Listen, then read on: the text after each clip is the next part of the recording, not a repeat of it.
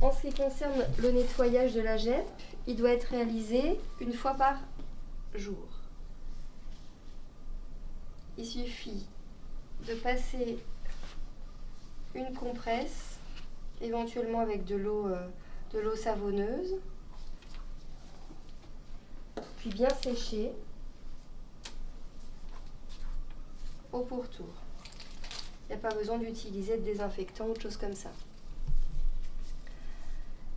Ce qui est important aussi, c'est tous les jours vérifier la bonne mobilité de la sonde en la faisant tourner sur elle-même.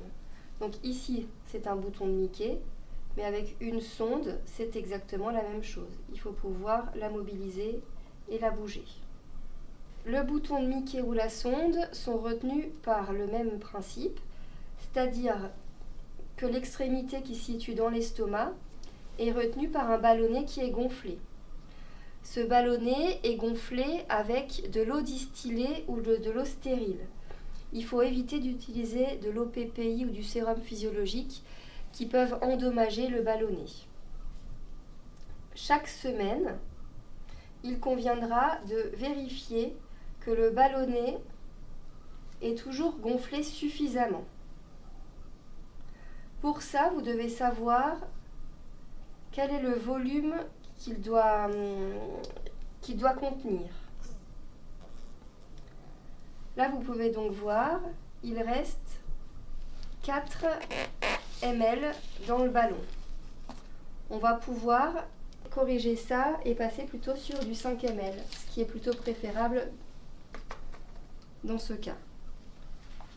Donc, si je vous fais une petite démonstration, vous voyez, voilà, le ballonnet gonflé, et c'est de cette manière qu'il va être retenu dans l'estomac.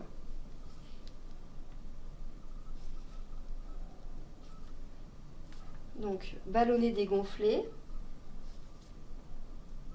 la sonde est insérée dans le trajet de gastrostomie, puis je regonfle le ballon.